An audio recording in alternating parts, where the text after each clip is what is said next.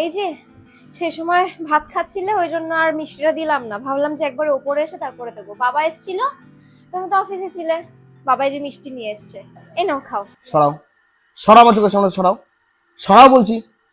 এখন মিষ্টি দিতে আছে, এই মিষ্টি তুমি খাও, সবাইকে খাও, এই পাড়ার সবাইকে খাও, এমনকি ওই বাড়িও পাঠাও। যদি বলো আমি কিনে নিয়ে আসছি, ওইগুলো সব বালতি ভরে নিয়ে ওই বাড়ি পাঠাও। খাও, সবাই মিলে আনন্দ করে খাও। এইরকম ভাবে বলছো কেন তুমি? এরকমটা বলবে না? হ্যাঁ, শখ করে কতদিন ধরে বলছি আজকে একটু মাংস কিনে নিয়ে আসলাম। কি রান্না করেছো?